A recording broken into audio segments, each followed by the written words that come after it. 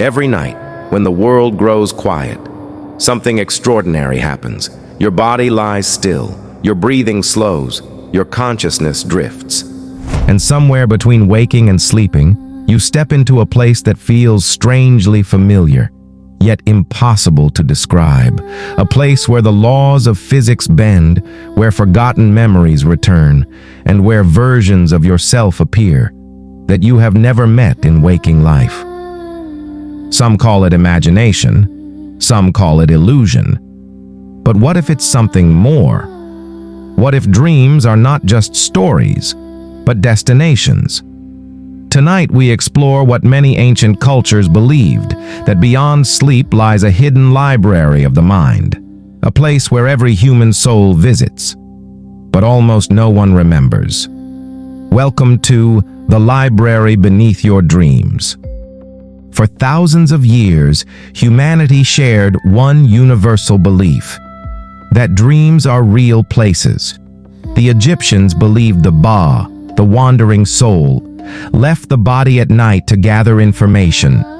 They recorded dreams on papyrus, treating them as messages from another dimension. The Greeks built dream temples, where people slept hoping to receive visions from Asclepius, visions that offered answers, warnings, or healing. In ancient China, scholars claimed that dreams were journeys of the spirit, traveling to realms parallel to our own. And Tibetan monks practiced dream yoga for centuries, not to escape reality, but to enter deeper layers of it. Different cultures, different eras, same idea. Dreams are not imagined. Dreams are visited. Why did so many civilizations reach the same conclusion without ever meeting each other? Modern science says dreams are created by the brain, specifically during REM sleep, a stage where the brain becomes more active than when awake. But this explanation leaves behind a trail of unanswered questions. If dreams are random, why do dreamers return to the same cities? Why do people dream of places they've never been? Why do strangers appear with perfect, vivid detail?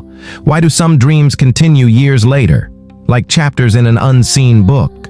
Some scientists argue the brain fills gaps. Others say it's stored memory fragments, but neuroscience cannot explain.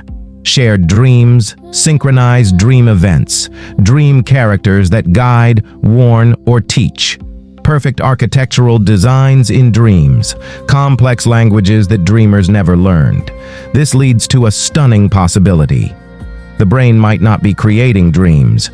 It might be interpreting something already there, like reading a book that wasn't written by you.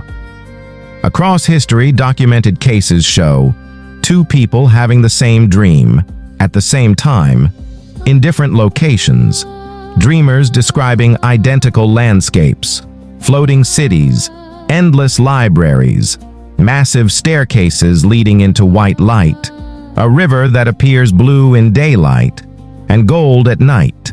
These descriptions match across cultures, ages, and continents, even from people who never met.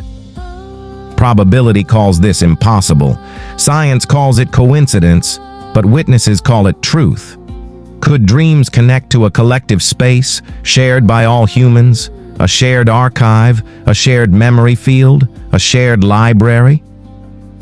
Some theorists believe that during sleep, the mind disconnects from physical perception and reconnects with a non-physical information field, a dream library that contains memories from other lives, archetypes shared by all humanity, subconscious symbols, forgotten knowledge, parallel timelines, and stories that belong to no single person.